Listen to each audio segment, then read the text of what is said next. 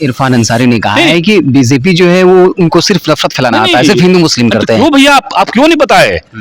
ऐसा कौन सा विपत्ति आ गया कि राजमहल के लोगों का फर्जी आधार कार्ड, फर्जी राशन कार्ड आपको दुमका में बनाने का जरूरत पड़ता है? कौन सा सिंडिकेट ऐसा है?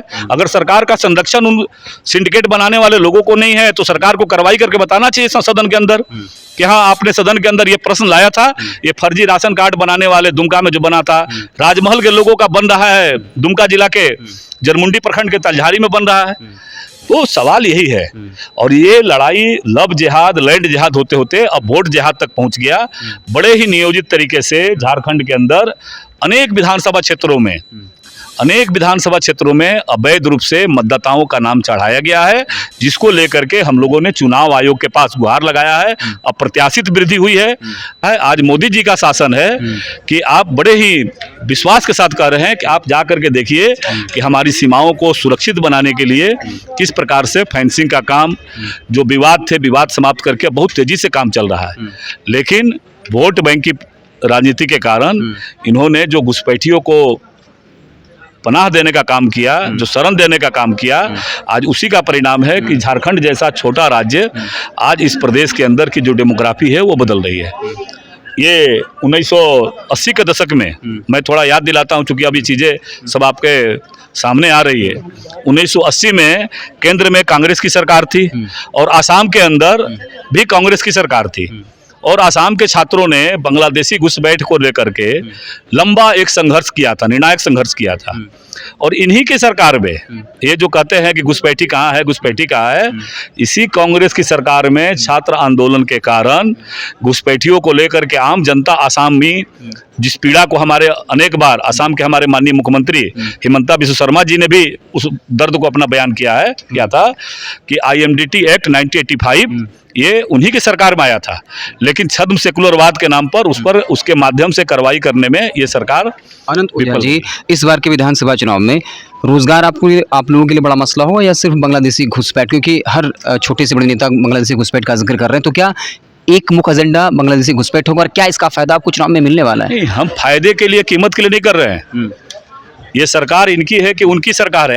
आपने देखा होगा कि सदन भी साक्षी इस बात का है कि जब हमारी भी सरकार थी तो उस क्षेत्र की जो आवाज है, उस क्षेत्र के जो बांग्लादेशी घुसपैठियों के कारण वहाँ का जल, जंगल, जमीन, वहाँ की बेटियाँ जो असुरक्षित हो रही है, जो लैंड जिहाद का खेल चल रहा था, जो लव जिहाद का जो खेल चल रहा था, जो वहाँ की आंतरिक सुरक्षा के खतरे थे, कैसे वहाँ पर उन घुसपैठियों के प्रभाव के कारण हमारी जनसंख्यिकी में बदलाव आया था, उसको इस विधानसभा के पटल पर करते थे।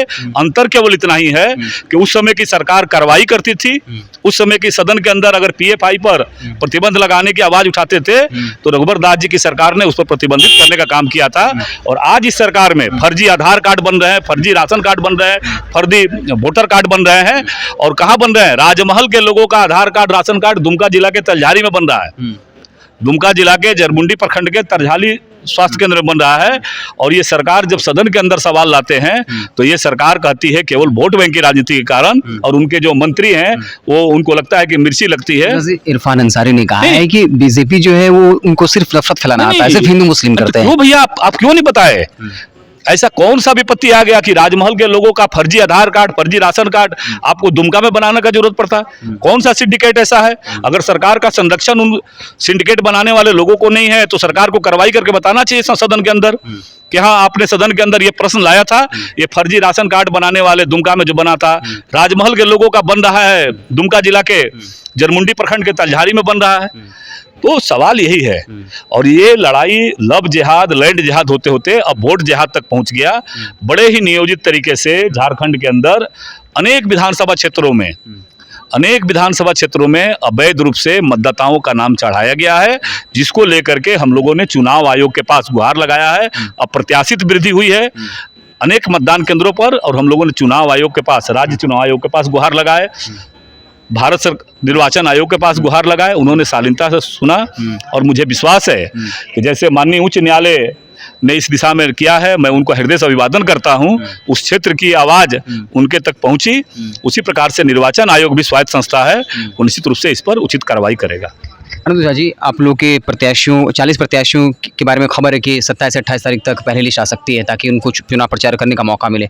आपको क्या लगता है पहली लिस्ट कब जारी होगी? ये तो पार्टी का हमारा शीर्ष नेतृत्व है और शीर्ष नेतृत्व तो बैठ करके विचार करके उस पर निर्णय लेगा, क्योंकि हम राष्ट्रीय दल से आते हैं, उसलिए हमारा शीर्ष नेतृत्व इस पर निर्णय आदिवासी करेगा। क्षेत्रों में कितनी सीट जीतने का प्लान है? कहा जाता है अमित शाह ने 15 सीटों का प्लान दिया कि कम से कम 15 सीटें तो जीतनी ही है। यह तो जिस प्रकार का लगातार पाप ये सरकार कर रही है, तो उत्तर आने वाला समय में यहाँ के आदिवासी, यहाँ का मूलवासी, झारखंड वासी, झारखंड के युवा, यहाँ के किसान, यहाँ की महिलाएं कि जो जिस प्रकार से असुरक्षित हुई है, ये सारे उनका उत्तर देने का काम करेगी और राज्य में भारतीय जनता पार्टी की अनंत जी, लोकसभा में आप लोगों ने ये मसला उठाया, लेकिन 5 सीटें जो है आदिवासी सीट आप लोग के हाथ से चली गई, तो वो कहते हैं कि देखिए लोकसभा में हम अगर 5 सीटें भाजपा हार गई है तो विधानसभा चुनाव में हमारा और पलड़ा भारी ही है। उनको तो इस बात पर जवाब देना चाहिए कि राज्य में आपकी सरकार है, आपने झूठे वादे, झूठे नारे दे करके जनादेश लेने का काम किया और 50 से अधिक सीटों पर आपकी सरकार रहते हुए, सारा सरकारी तंत्र रहने के बावजूद भी अगर लोकसभा चुनाव के परिणाम को ही अगर निर्णायक माने तो 50 विधानसभा क्षेत्रों पर राज्य की जनता ने अपना जनादेश सुनाने का काम किया है। चलिए, धन्यवाद। हमारे साथ अनंत ओझा जी थे, तमाम सवालों का जवाब दिया। ये साफ है कि बांग्लादेशी घुसपैठ ही इस बार जो है वो एनडीए का सबसे बड़ा मुद्दा बनने जा रहा है और इसी के इर्द गिर्द जो है वो पूरा चुनाव प्रचार जो है वो केंद्रित रहेगा। आप देखते रहें वेब समाचार। बहुत बहुत धन्यवाद।